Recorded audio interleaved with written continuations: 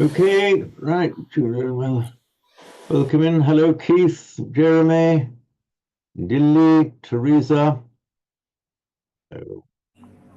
Duncan, hello. Wait for you to come in. Judy, Penny, welcome. Hello.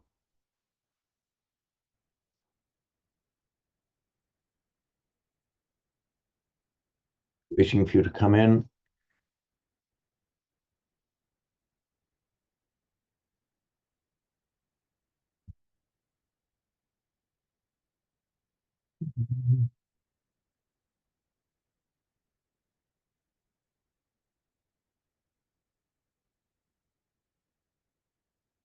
Yeah, welcome, Paladin.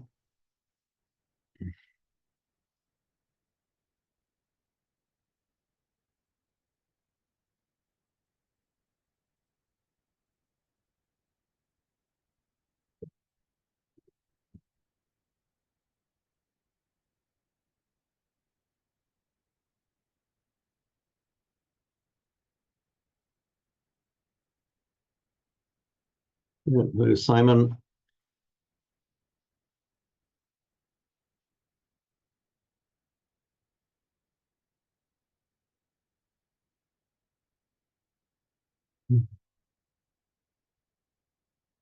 Right, we can make a start. Two announcements. Firstly, apologies. There was something I was meant to send you with my last note. And that was a book review done by one Perry Fletcher. And if you're wondering why I should be sending you a book review done by Kerry Fletcher, it is because then I pieced together a memory from long ago that Kerry Fletcher will better be known to you as the resplendent sun, which of course translates into Tibetan as Palden Nima. Is it Nima Palden or Palden Nima? Palden first, isn't it? Yeah. So anyway, Palden is also Kerry Fletcher, and she's done this very interesting review, which I shall send on to you with my next note. It's actually one of these rather. It's about monastic life and the relationship, partly between the relationship between monastics and their families and societies generally. And it really can slightly lifts the lid. Everything, when we look back on these ancient scriptures and rules, everything seems to be so beautifully well organized and in control, and people behaved in exactly a certain way. This one deals with what actually tended to happen in real life. And, what if one of the novice nuns was pregnant and that kind of thing, these little day-to-day items that you have to deal with in real life. Anyway, this is the review that I will send on to you in my next group notice. The review is a student project. I'm not a book reviewer. I should just say that. Well, actually, in a way, that makes it all the more interesting. Thank you for that, Peldon, because book reviewers just get sent a book, they'll dash off a review. But this actually is, in one sense, you might even say, rather better and deeper than your average review, because Peldon was actually doing it as part of your MA work. So Peldon actually was far more, as I suspect it might be the case. Peldon was kind of quite committed to putting out a really good piece, not just a review, a dashing off a review, but this had to be a serious piece, and it shows. But you will all have access to it. Hopefully, well, I won't get it out today, get it too much on, but by tomorrow you'll have access to it. And one other thing, bit of housekeeping. Mariano's told me that he won't be able to be here today. He's committed to giving a talk. And I mention that in particular because there were quite a lot of points of etymology raised last time, most of them by Mariano, all of which I've managed to look up and get the answers to. So I'll wait until Mariano's back. Hopefully next week, and we'll deal with them.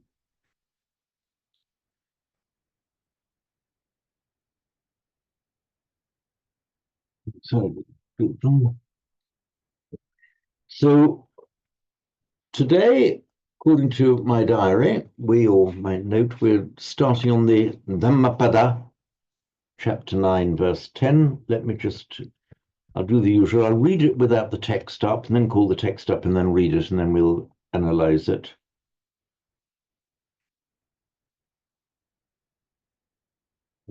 Ooh.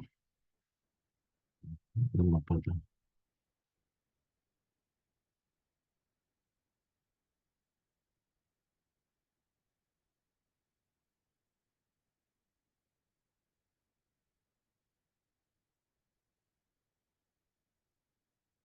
By the way,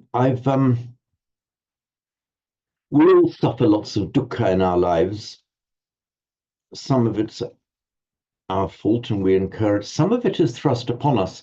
The latest bit of dukkha I've had to cope with, in fact, these are getting more and more frequent, is technological changes. These terribly clever people at Microsoft and behind the Word program who make these wonderful improvements.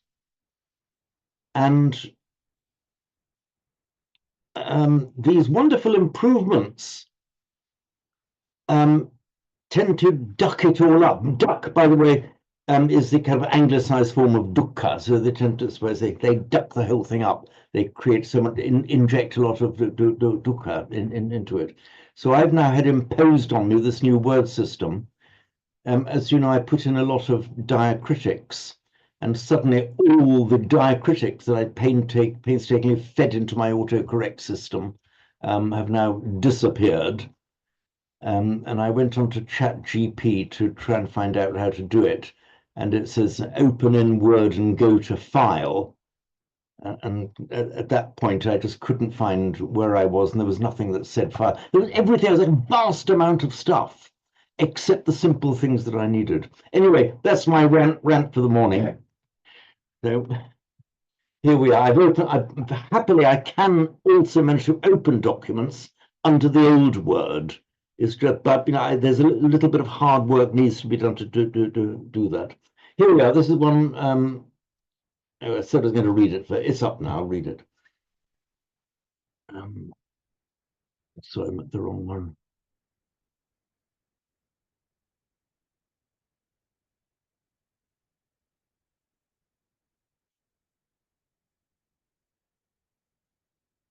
Before we go on to 10, were there any queries left from 9.9?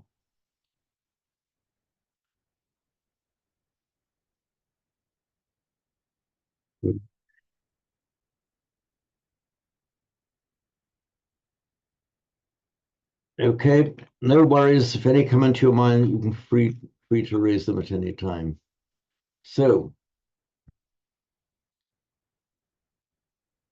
yo appaduttassa narassa dussati suddhassa posassa ananganassa. I'm just waiting again. Tameva balam paccheti papang sukumurajo pativatam vakitto. And again, yo appaduttassa narassa dussati suddhassa posassa ananganassa. Tameva balam paccheti papang sukumurajo pativatam vakitto.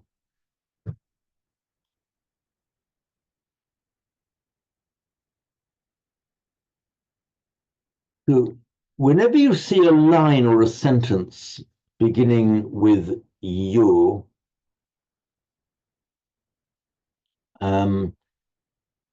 you're standing on its own, not directly in conjunction with another word in the same case. So you, then apputtasanarasadusati. Whenever you see you standing like that, it's of course the relative pronoun, masculine singular form of the relative pronoun, and it means whoever. Very frequent construction. So you, whoever dussati, It's offends or does harm to. It's our root dush, which you get as dukkha. Ah, Abdul Mateen, welcome back. Good to see you again. Good to see you. Welcome back. So you're whoever dussati causes harm to. It's our root bush, meaning either to spoil or to do harm. So whoever does harm to appadutassa narasa, whoever does harm to a person who himself does little harm or does no harm. Appa means little, or sometimes it's used to mean zero or no. So whoever harms the harmless man, sudhassa pusassa ananganassa. Here we have a series of genitives, apudutassa narassa, sudhassa pusassa ananganassa. Simon, please. Just something about the appadutassa. It could be little, who does little harm. Yeah. But there's also, as well as dussati, there's padussati, which is to kind of transgress more so. So it could be not padussa. Not padutta. Yeah. It actually could be, and that didn't occur to me after I posted this. That either I will post an addition to it, or I'll wait for Simon to point it out. One of the two will happen. So you're correct that this upper here could be, this word could be parsed in one of two ways. Simon's right. Either Dutta, which in Sanskrit would be alpa dushta, alpa meaning little, or it could be the negated form of pradushta, or in Pali, sorry, pradushta in Sanskrit, padutta in Pali, it could be apradushta, one who is not himself harmful or corrupt. I was just thinking that in terms of the rest of the adjectives, Buddha, he's pure, and Anangana, so he's spotless. He's more absolute than just saying, well, he's only got a few little harmful tendencies. It's as if like a harmless person, almost as if he's talking about who harms a monk or a holy person or something like that. I think it's probably correct to say, I'm wavering now between the two. I think just the edition I was looking at the time parsed it as Buddha. Which is it in the Sanskrit version, James? Oh, hang on. I might be able to get that immediately.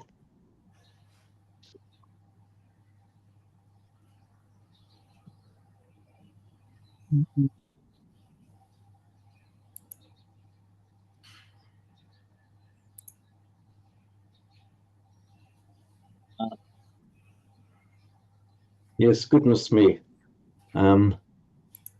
Although it's a Sanskrit translated from Pali into Sanskrit, so it doesn't necessarily dissolve it, does it? It just tells you what the translator decided. But exactly, this thing started life as in Pali, and the translation was into Sanskrit.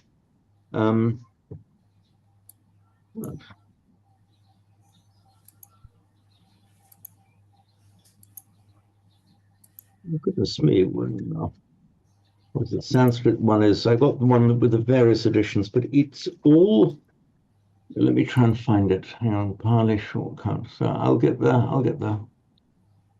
I can't find it rapidly in my hard copy one because the arrangement is entirely different.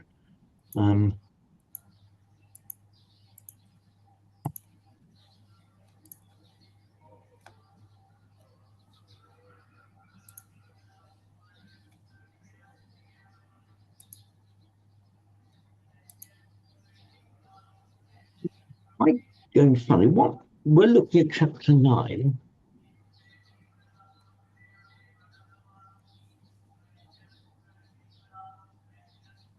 Oh.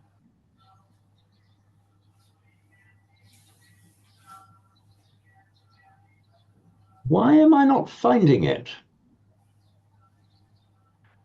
Oh. Okay, I will turn it up. Whether I'm going to manage to do it now. I'm not going to come up.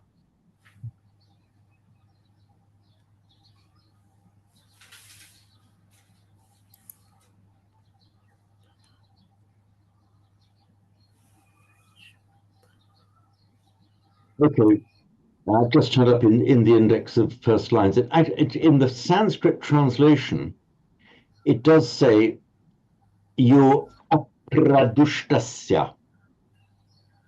However, Haldane has made the correct point that the mere fact that it's translated into Sanskrit as apradustasya may simply reflect the fact that either the translator didn't spot that it was possibly the other, but much more commonly it happens. You see, I mean, Haldane was right to say, look at the Sanskrit, but Haldane was equally right, you see, to say, well, yes, you can look at the Sanskrit, but the Sanskrit doesn't necessarily give you the correct answer, because the Sanskrit, whoever translated into Sanskrit may well have thought, the Pali could mean one of two things, but since he's got to translate it into Sanskrit, he's got to resolve the ambiguity, and he's got to choose one over the other, and he can't avoid that, because the form of the Pali, appadutta, will allow both interpretations. Once you put it into Sanskrit, you've got to choose one and exclude the other. Sanskrit won't allow the ambiguity. So the Sanskrit translator has chosen apradushta, but as Haldane has correctly pointed out, that may simply the translator was forced to make a choice. If I'd been doing this again, I would probably have avoided the entire problem by treating it as apradushta, the harmless, the non-harm causing. Now, dussati, from our Vedic root dush, meaning to spoil. Note that in Pali, dussati, the verb form dussati, is both intransitive and transitive. That means it can mean to be corrupt, to be spoilt, or as a transitive verb, to harm something else or to spoil something else. So in Pali, it has both of those meanings. So if you look at dussati, then treat it as a transitive verb. But now we've got something, a little twist here.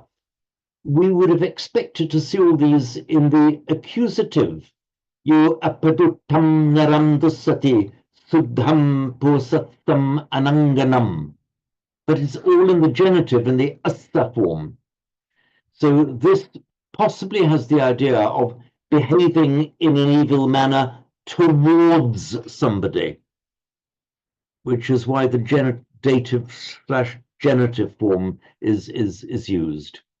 You occasionally find that, for example, in the root with the verb biheti, to fear something. It can take more than one case. It can take the accusative or the genitive or the locative. So there are some verbs that look like transitive verbs. You'd expect an accusative, but in fact they can have another case. Doesn't often happen, but this is one verb where it does. So it treats as behaves in an evil way or behaves in a harmful way towards, is my interpretation of it. So Yodasati, whoever causes harm to, hurts, offends, it covers that wide range of meanings. And appaduttassa narasa, or in the nominative appadutto naro, whoever behaves in that way towards them,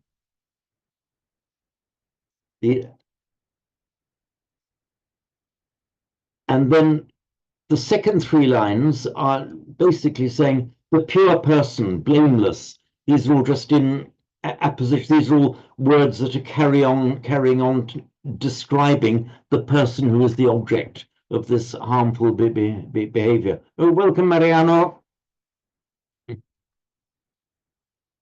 So whichever person, dussati, causes harm to the apagutassa narasa, the non-harm causing person. Sudhassa posassa, the pure person.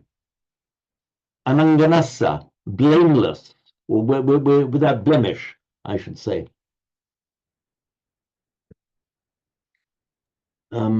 James. Simon, yes. Sorry, I think you. Sorry, you've changed it. You've updated it. Sorry, you've just scrolled down. But in the older version, you had anangana for blemish. But I see you've changed it. Sorry. Yeah. Yes. In fact, I should have mentioned that to you because I changed it about 3 minutes before we all came online. Okay. Oops. Yeah. In my earlier version, by an error, it had been like that. Anangara is blemish, but no, it's my mistake. It is the angana means blemish, and the anangana without blemish. So, by the way, this processa, it's from the nominative porso. Porso is an abbreviated form of puriso, meaning a person, which in Sanskrit is purusha. So purusha, in Pali, purisa, and then this abbreviated form, porsa.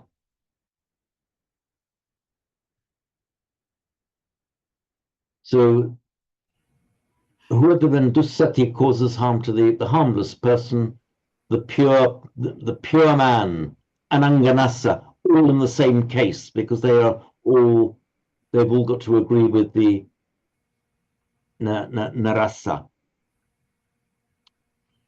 Tameva balam pacheti papam. The papa, the evil, so the evil that is generated will come back to that fool, to that bala. So papa, in fact, it's used in modern Hindi and Urdu. Pap, it's often translated as a sin, but it's generally the evil. By the way, like the word evil in English, papa is both an adjective and a noun in Sanskrit and Pali. It's a neuter noun. So here it's used as a neuter noun, that papa.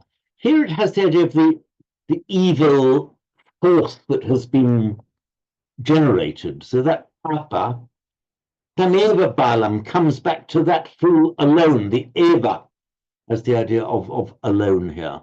It comes back to tameva balam pacheti. Why the accusative, James? Or to that fool? I'm sorry, who was speaking? I couldn't hear well. It's Peldon. Why the accusative? So why is what accusative? The tam balam.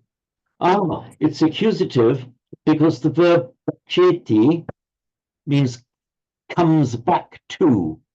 Oh, okay. And so it's the object of the verb pacheti. So papam, tameva balam, so papam cheti, tameva balam.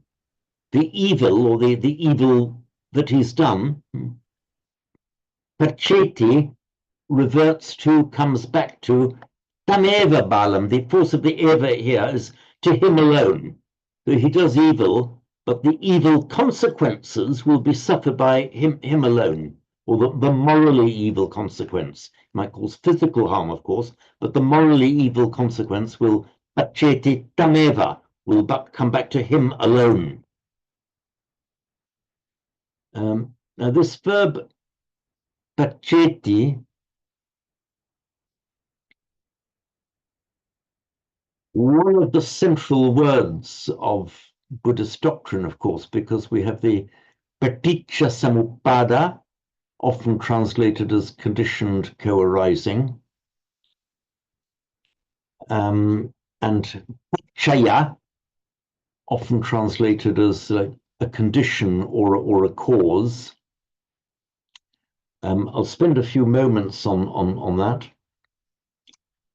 What I'll do is just quickly get to the end of this, and then before Mariano has to leave us again, Mariano, I did announce to the group that you were going to be potentially not here at all or late, but there were various points of etymology that you had raised at the last session.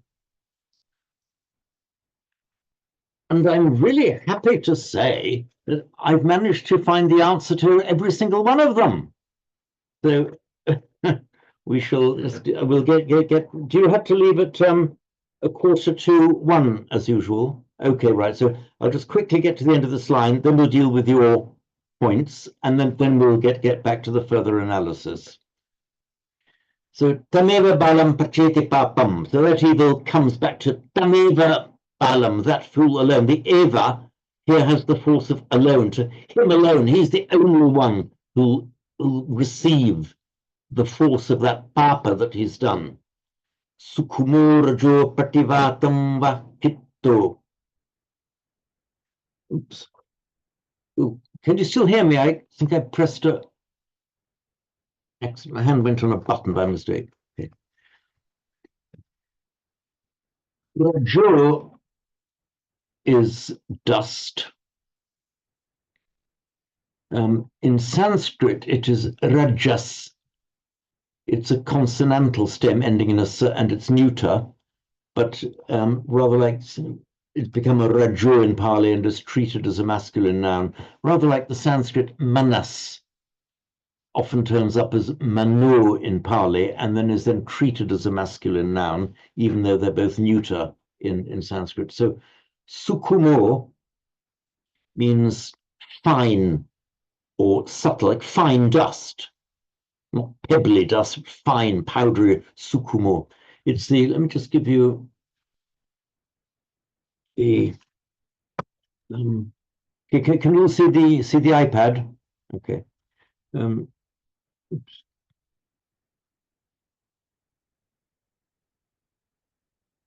Sukhuma.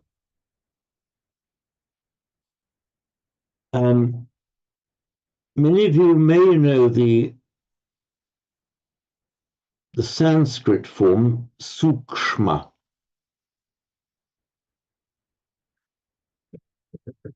And sukshma in Sanskrit is used as an adjective. It's used in some yoga practices. Sukshma has the idea of the subtlest, and the sukshma prana, for example, subtle breath, and there's the subtle body. It's the opposite of gross. So you get the gross body and the subtle body. And sukshma, it's the same word, then it just comes into Pali as sukhuma. Very often when you get words transposing themselves from Sanskrit into Pali, it will retain the same length, even though it might increase the number of syllables. So here we have an u, a long vowel, and a heavy syllable, sukshma. In Pali, it's divided into 3 short syllables. So metrically, they are the same length. That often happens. Sukshma, sukhuma, same length. We see the same phenomenon occurring, for example, in Sanskrit, arya, a heavy and a light, a garu laghu, and in Pali, arya.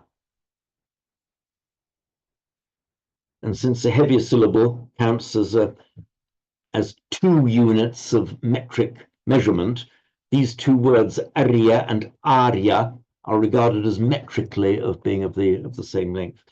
So here we have sukhumorajo, fine dust. So sukshma. Sorry, James, is that from the same root as sukha? It's not, no. Sukha, it's from our root ka. meaning the original meaning is hollow space, empty. In fact, I'm not sure if we have do we have an etymology for sukshma? It'd be good if we did. Let me just check that.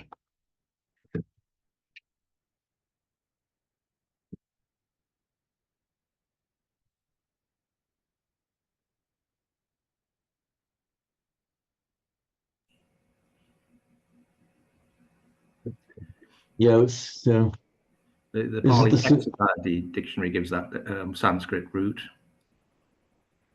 I'm sorry, say again, Jeremy.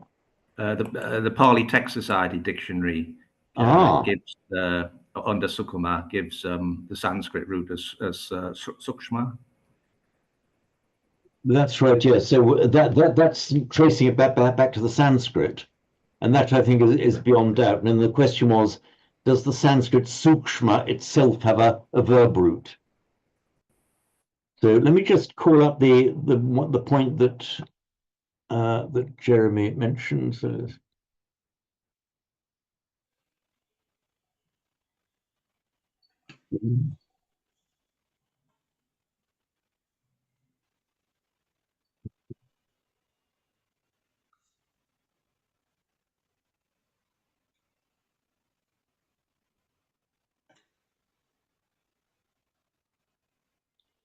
okay, yes. So that's So sukuma. I'm looking at the Pali Text Society's online dictionary. Sukuma, Epic Sanskrit, sukshma. When it says Epic Sanskrit, that tends to not actually found in the Vedas. It's only found as a later word. So yes, that correctly traces it back to the Sanskrit sukshma. And then, according to Monia Williams, probably connected with suchi.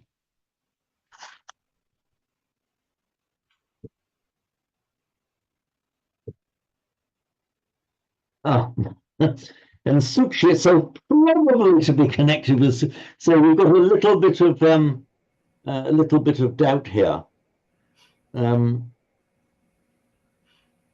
Okay, so it could be related to the idea of sharp-pointed needles. I don't know if it's just me, but I can't hear you at the moment. I don't know if others can. Oh, I can hear you fine, James. am I audible? Put your hand up if you can hear me. I can hear you, yeah. Ah, every hand has gone up except Jeremy's.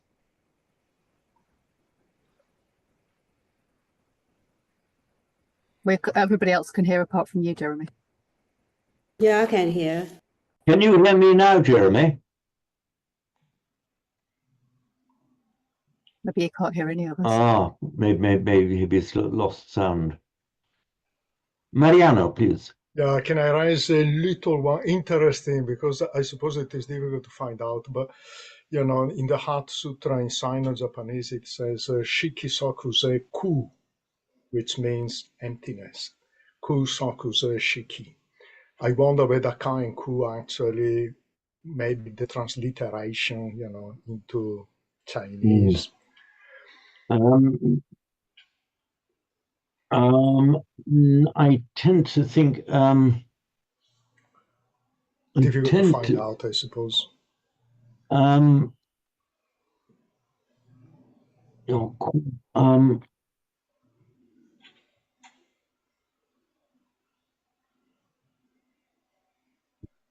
Is that in the Japanese transliteration? Well, it is the way the Japanese pronounce ancient Chinese. It is, yeah, okay. Let me call it up here for you. This is the Chinese character for, and it's pronounced Kong in modern Mandarin. Kong, meaning empty. And in fact, it is an ancient Chinese character. It's not the transliteration from anything to do with ka. It is kind of native ancient Chinese. And as would often happen, this Kong would then become something like ko in the Japanese pronunciation. Interesting. Yeah. But it's a nice. I hadn't thought of that. But there's something actually potentially quite profound here, because we just find occasional traces here and there of similarities of meaning and sound relating to very, very primitive things. Now, the idea of digging and a hole, it may be so primitive that it's actually been the same, preserved that same basic sound. When we were on the trees, yeah. When we were on the trees, or not long after. So this horn could actually, that's right, thanks for pointing that out, Mariano. I think you might, so to speak, from the strict academic point of view, no, corn is ancient Chinese, but it could be one of those words with very ancient roots. And there are just a few, and from the root, from that in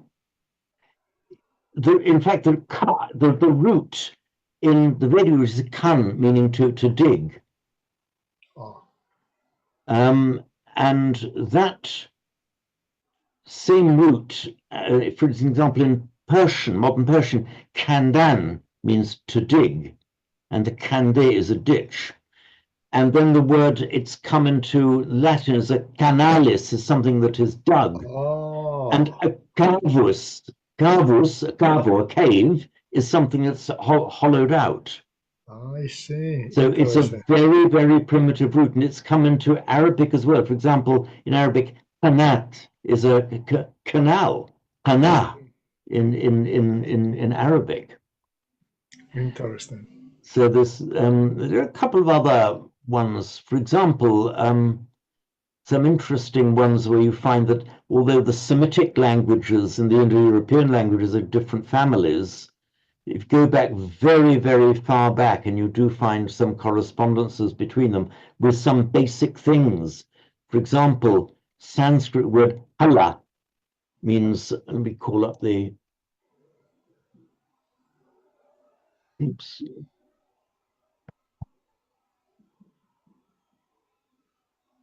So hala means a plow in Sanskrit. And in Arabic, the word for to cultivate or plow is harath, the hala and harath. And also, you get, I'm not sure if it goes, you have our word earth.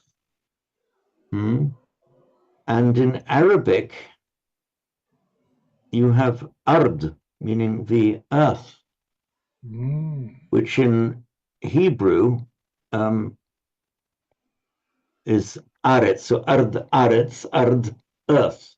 So you do get just a few of these very ancient roots that spread throughout more than one language system.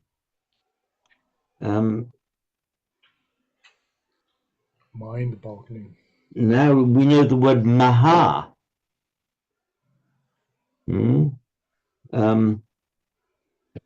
Actually, that's from a root mah or mug.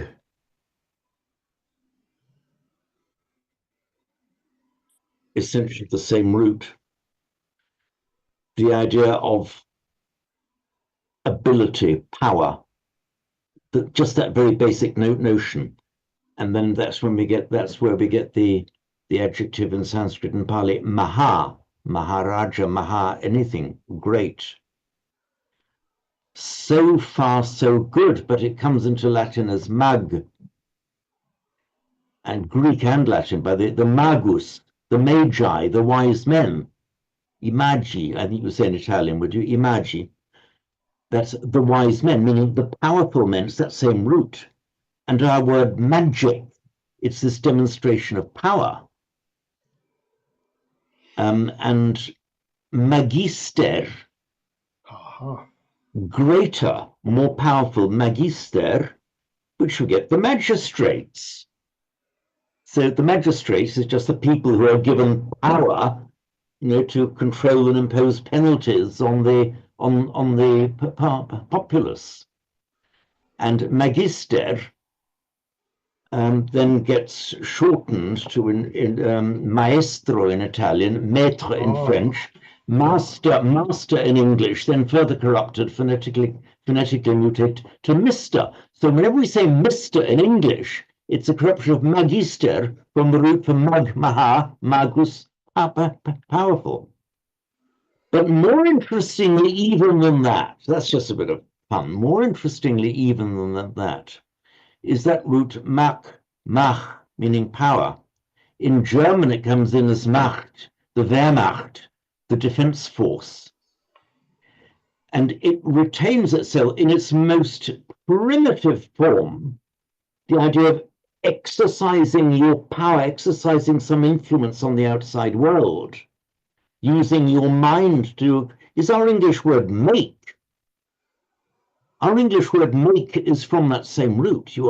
It's wonderful that it turns up in English with this ancient primitive meaning of the exercising power on the inert world around you. You make something. Machine as well, Dave, maybe? Exactly so. The machina is the tool that gives you power. Machina in Greek, machina in modern Italian, machine in English, all that same word. Now, in Arabic, oh, hang on, I seem to have lost my pen at the critical moment. Here we are, I've got it back. No, I haven't. Here we are. The Arabic root, well, this is a triliteral root. Sorry, my pen's going funny. Makkan means possibility.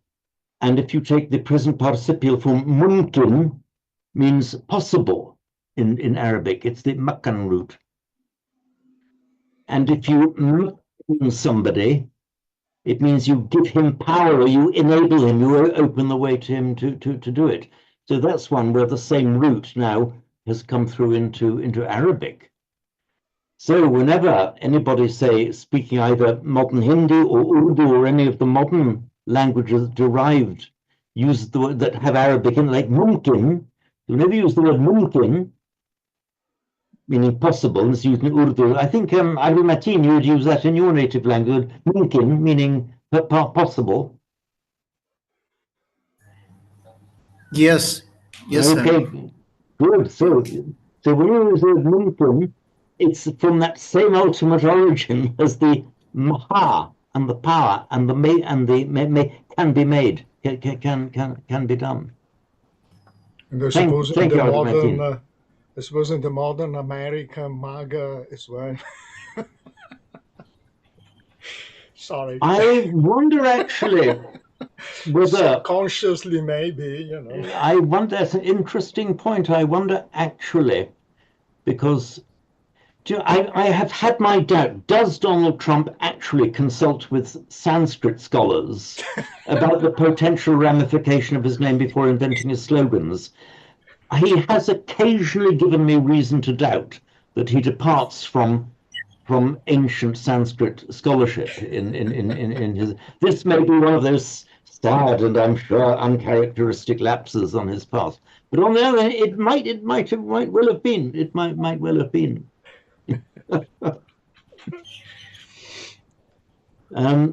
Okay, so what we'll do then, because if we can just go back to Mariano's points of etymology, it should be interesting to us all. So I'll deal with them here.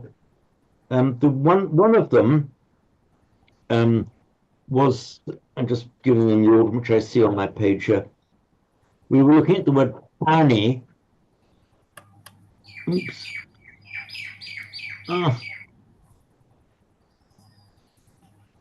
Oh God. I'm getting a problem with my Apple Pencil fully charged.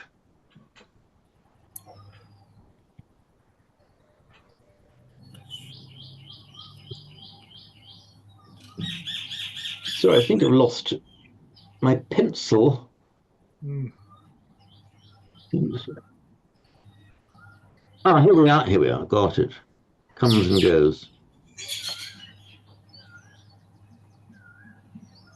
So the word pani, meaning hand, again, not to be confused with modern Hindi and Urdu pani, water, which is from a different root, pani, sorry, Sanskrit paniyam, meaning drinkable, that which can be drunk. Pani meaning hand, and query whether it was anything to do with pancha meaning five. It seems not. The word pani seems to be from a root, a Proto-Indo-European root, pila, something that you can hold out flat, from which we get pani, and from pila, Latin planus, plano, a plane, and via the Germanic root into English, it comes out as flat, something is flat. So plano, piano, flat, pani, hand, from that same root. So it doesn't seem that it's connected with the word pancha.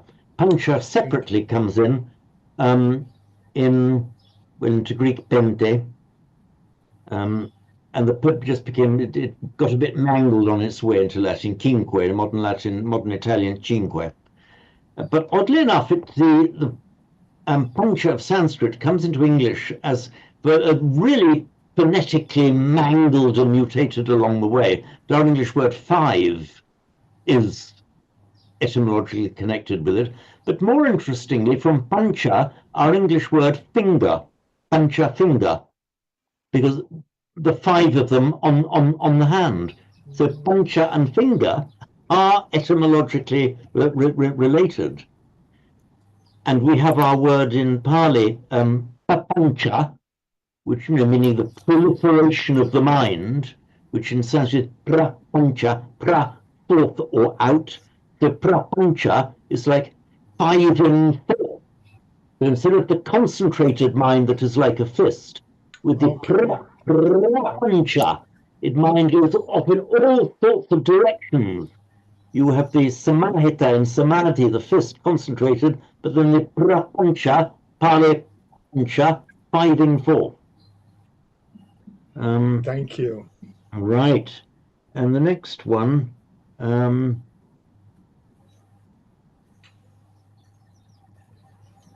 whether sarva, all, sabba, had the same meaning as, from the same origin as healthy and whole in the sense of whole, healthy. It seems not, because we've got in Proto-Indo-European, we have, they're from different roots. The one meaning health is kailo in Proto-Indo-European. That became whole and healthy.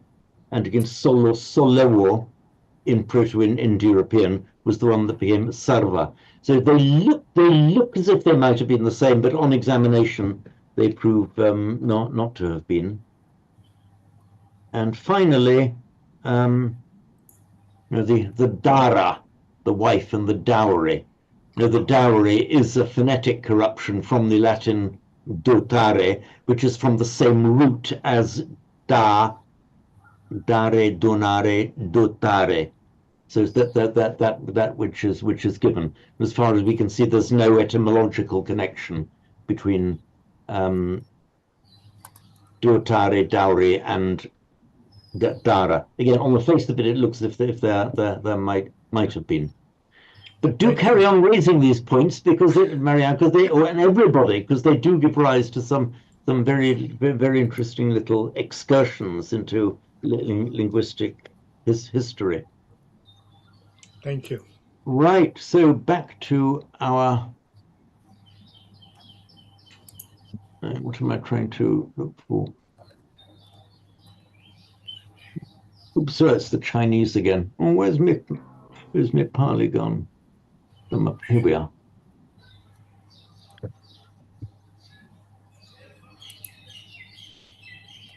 So this word pacheti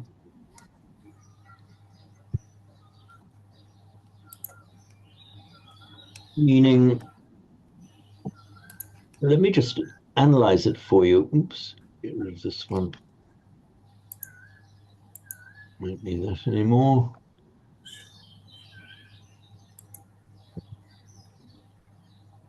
It's one of the discard. It's one of the fundamental roots. We have it, as I was saying, in paticca samuppada, conditioned co-arising, often translated as. We have it in pachaya. That's a condition or a cause for something else to exist. I know I've explained this before. Raise your hands, anyone who thinks that a further explanation and exploration of this word would be superfluous and a waste of your time. I see no hands raised. I see this kind of beautiful polysemic, having multiple meanings kind of gesture from Mariano, but okay. We'll just look at it. I'll do it briefly. So root E, meaning to go. And the prefix prati, Pali pati, is the verbal prefix meaning, has the idea of back, going back. It also then, far more significantly, has the idea of reciprocity.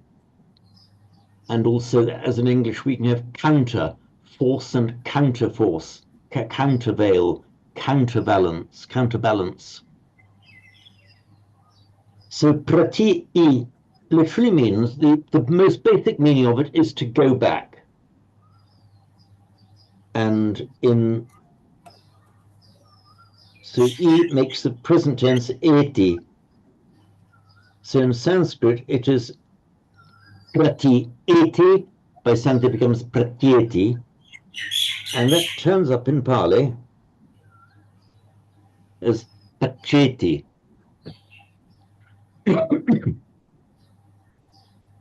Literally, to go back.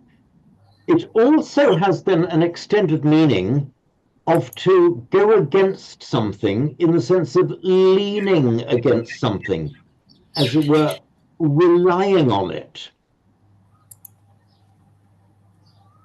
So the verbal noun in Sanskrit is prati aya. The aya is one of the verbal nouns from E, aya. Prati aya pachaya.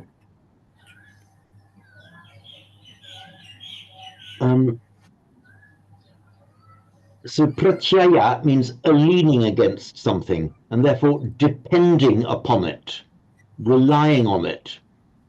So in the sense of, if you lean against a wall, you are depending on the wall to hold you up. There's a balance of forces there.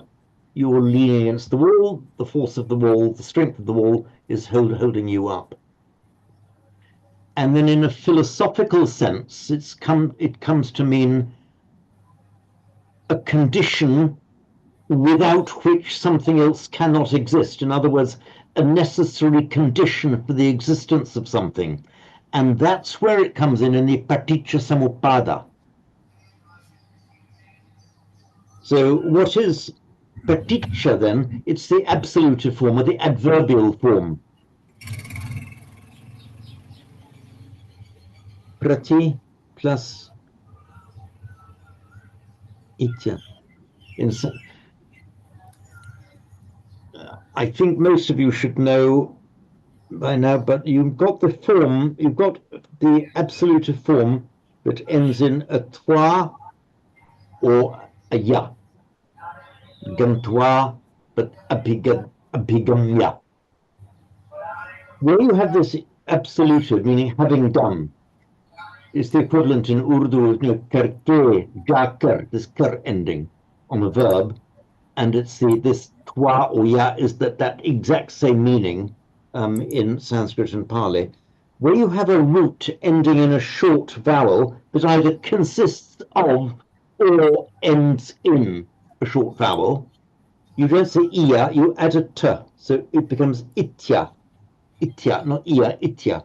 And also, for example, like shru, anushru. It would be, you add in a t, anushrutya. So this is prati itya, in Sanskrit, pratitya, meaning leaning against, having leant against. Pratitya in Sanskrit, praticha in Pali. So samupada means arising together, praticha in reliance, that means depending upon, by dependence on something else. So in this verse of the Dhammapada, we are seeing the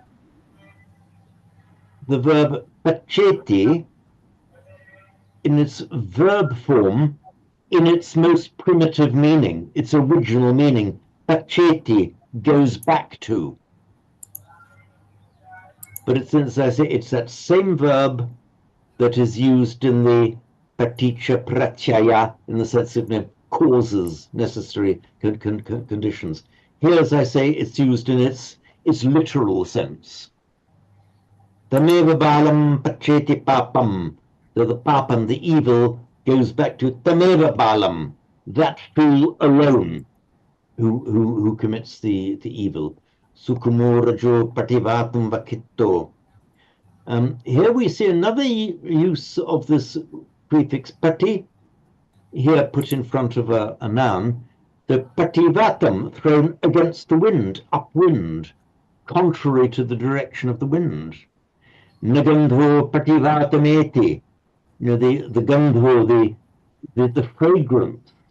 Na eti pativatam, does not go against the wind. In other words, it goes with the wind.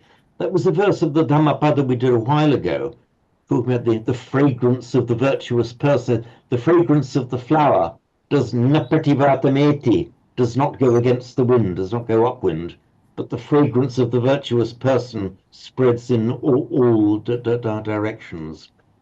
So here we've got the pacheti, goes back, pativatam, against the wind.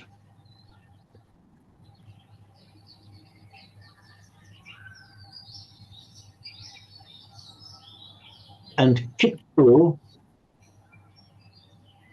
it's from the root kship, meaning to throw. There's the ordinary basic to throw, is it? Throwing an object with your hand. Makes a regular past participle. And are you writing on your pad? Sorry, I am. Yeah, thank you. There we are. I'd written kship, to throw. It's a regular past participle. Add ta to the root, so kshipta, and that's the one. So the kshipta, by regular phonetic notation, makes kitta in Pali. Oops.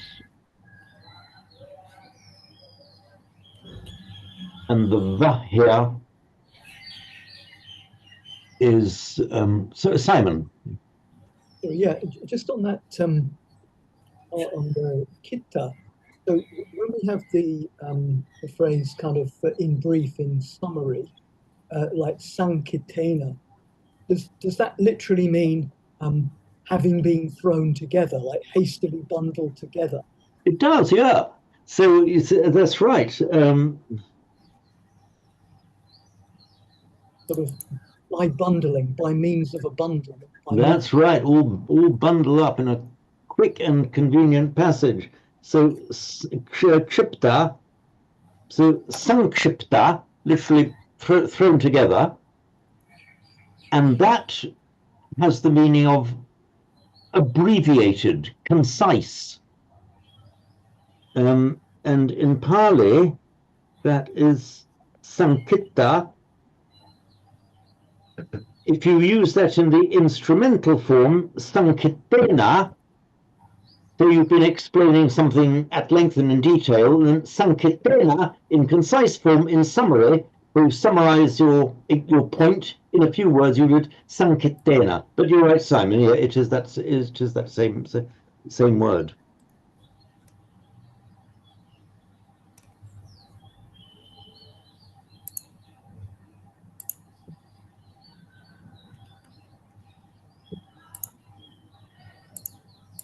Okay, so are there any questions arising out of that?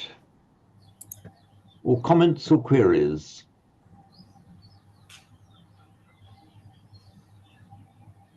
Well, what we can do then, you can come back obviously with questions at any time, but before Mariano has to shoot off, have you got time to do us a recitation, and then with the greater leisure we can go around, because I'm conscious that you normally have to be leaving at this moment, don't you? I'll give it a go. Do. Yo appaduttassa narassa dussati suddhassa possassa ananganassa tameva balam paceti papam sukumo rajo pativatam va kitto. Okay, very good. There was from this a little bit of Italian phonetics came, because you shorten that always. Remember, although the stress would be on the assa, you still have to give the full length, this possassa, possassa, possassa. And the vatam, of course, what's the Italian equivalent of vatam? Wind, vento. Il vento, sì. So from this root va, to blow, we get the verbal noun vana, and we get the Latin ventus, in modern Italian il vento, le vent in French, and via the Germanic root, the word wind. So this vana, vata, vana, nirvana, this word vento, and our English word ventilate as well, it all comes from that from that same root. Okay, bye Mariano, glad you were able to join us. Thank you. Right. Next on my screen is Keith. Do you fancy a go at it, Keith?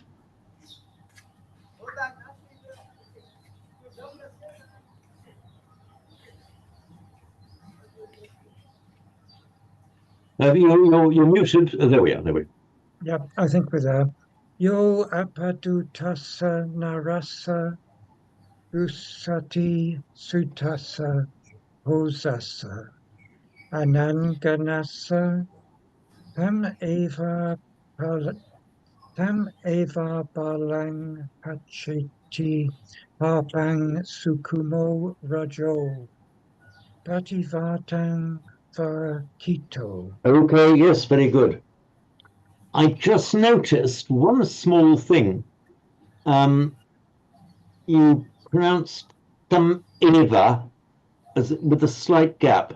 Tam eva. Remember, in pronouncing Sanskrit and Pali, it would run on. Tam eva, tam eva. So if you pronounce tam eva, which is how a German would do it, tam eva. Tam eva, you just let it flow. It would sound slightly jerky to pause and then pronounce as it were a new vowel start. But otherwise, yes, very good. Thank you. Oh, by the way, I thought to say this va here, meaning like. It's once in Sanskrit. It's always iva, and it's used to make when you're comparing one thing to another, in a metaphorical sense. That va, like. Okay then. So next one. Yes, Abdul Mateen, would you like to have a recitation of that verse for us? Yeah. You appaduttassa narassa dussati saddassa possassa ananganassa tam eva balang pacheti papang sukumo rajo pativatang vakitto. You know, that came with your native pronunciation from the same language family. That sounded really authentic, the way you said it, the way you recited that. So everybody, you can rely on Abdul Mateen as an example of lovely kind of North Indian pronunciation. Thank you for that, Abdul Mateen. Thank you, sir, so much. Thank you. Thank you. Right, Delhi. Now here we are. Now from the far corner. Down from Sri Lanka, let us have your recitation. Thank you. Yo appaduttassa narassa dussati suddhassa posassa ananganassa tameva balam paccheti papam sukhumo rajo pativatam vakitto. Okay, lovely. Yeah, thank you very much, Lily. Thank you. Can I ask a question? Yes, of course, please. Yeah, the word papam in Sinhalese means sin also. That's Sin. right, yes. Yeah. That is correct. And in fact, I think I'm right in saying that in modern Hindi and Urdu, the word pap will also be used in that same sense. In Urdu, they tend to use the word gunah more than pap, the gunah being of Persian origin. So pap is very much a sin in the same way that in Islam and Christianity, the word sin, the dhanab in Arabic, well, ism, and the gunah and the pap, it will be used in that same sense. It's often translated as a sin. However, when it used in Sanskrit and Pali, yes, it does have that meaning, but it's got the broader meaning of like an evil, a general an evil that is done. Also, something nasty comes back. If you do evil, evil will come back to you, or something bad will happen to you. So that is also that which comes back to you. He who does papa will receive papa in return. So the answer, Dilly, is yes, it has the meaning of sin, very much in our modern English sense, but also in the broader sense of anything nasty happening, anything evil. Simon, please. Yeah, it just occurs to me that in this context, it could have that narrower meaning as well. That it could mean something like the fool falls back on sin, so he comes to rely on the dussity, on bad behavior. It's like an on and on process. He'll become worse and worse, so to speak. Well, Simon, that's a really ingenious idea. But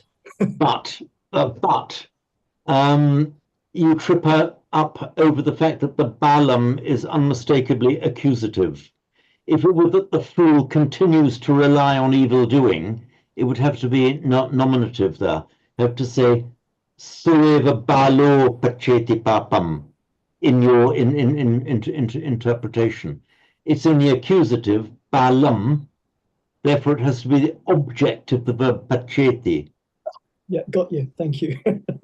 Papam, of course, is going to be the same in either case because it being a neuter noun, it's the same in the nominative and the accusative. But the giveaway is balo nominative, balam accusative. Therefore, it has to be the object of the verb. Coming back to him, yeah. That's right, yeah.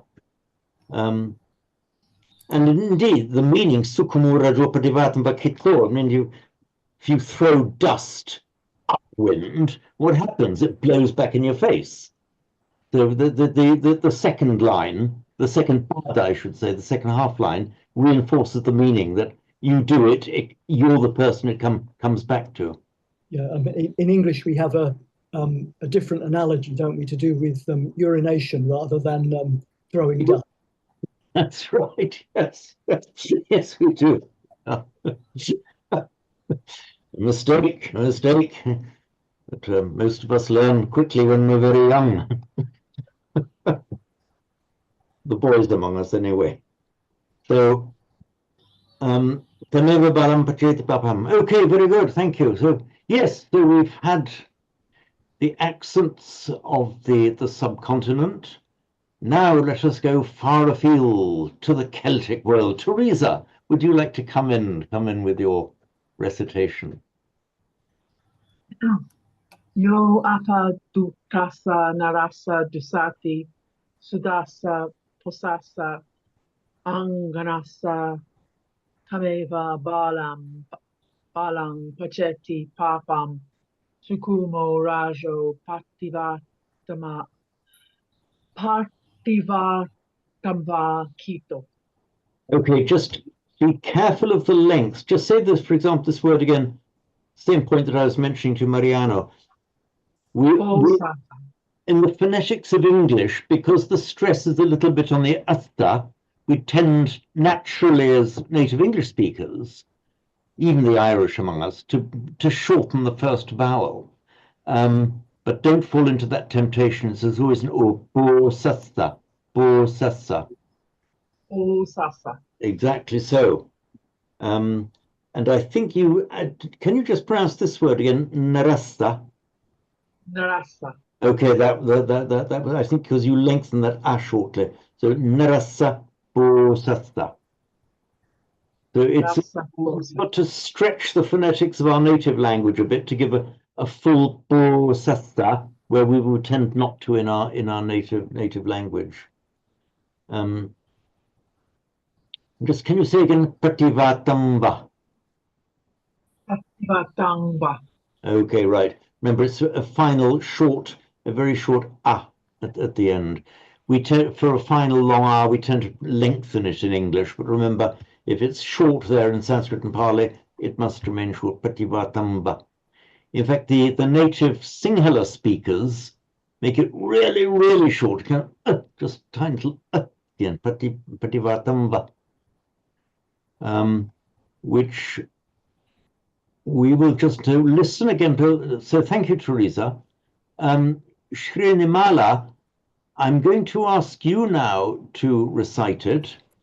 Now, Yes, everyone, pay careful attention, particularly here to entire way that Srinimala does it, but also to the final short up on each word. And notice how they do it. The Sinhala speakers, there's a very, very short up. So here we go, Srinimala. By the way, they're even shorter than in northern India. They pronounce it short, but in Sri Lanka, it's hyper short. Yo appadutassa narassa dussati suddassa posassa anangas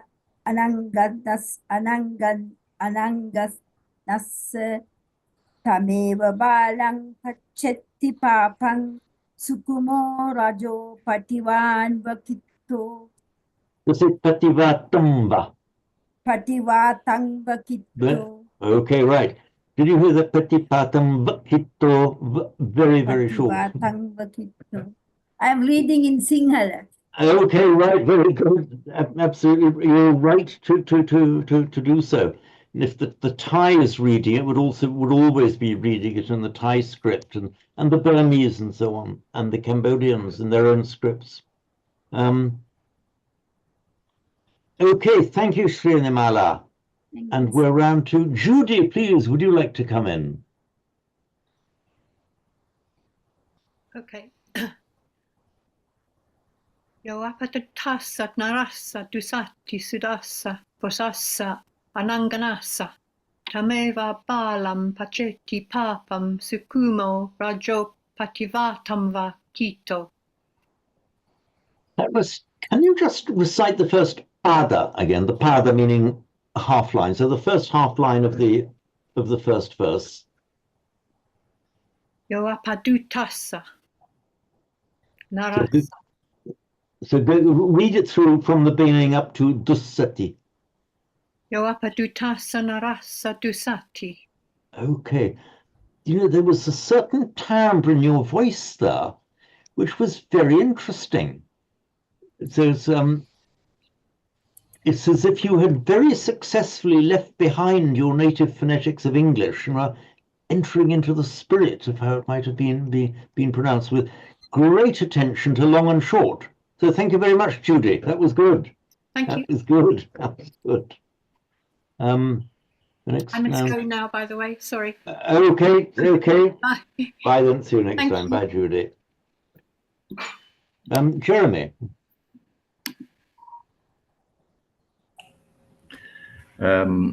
Yo apadutassa narasa dusati sudassa posassa ananganassa tameva balam pacheti papam sukumorajo pativatam vakito.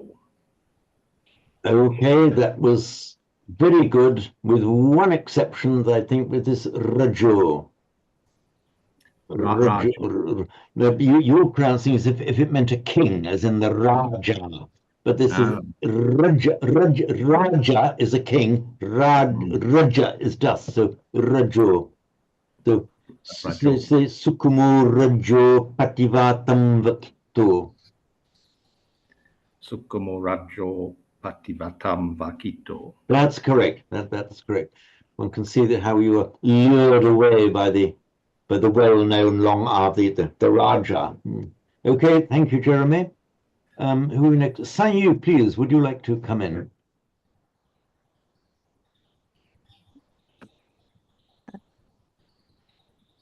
I'll start again. Yo apadutatsa narasa dusati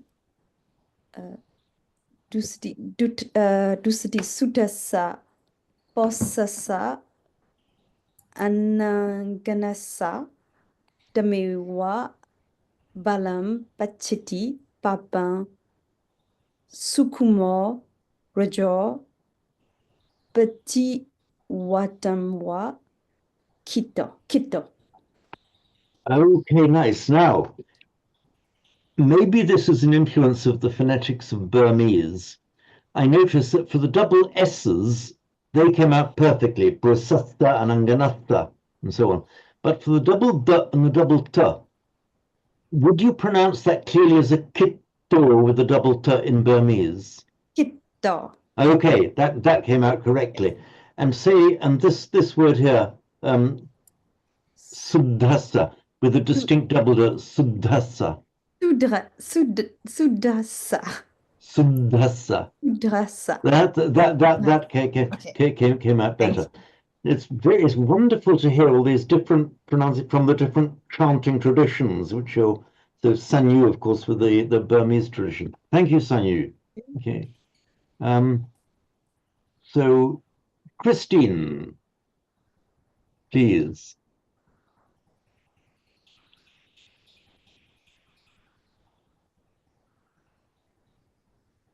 Yo apadutassa narasa dusati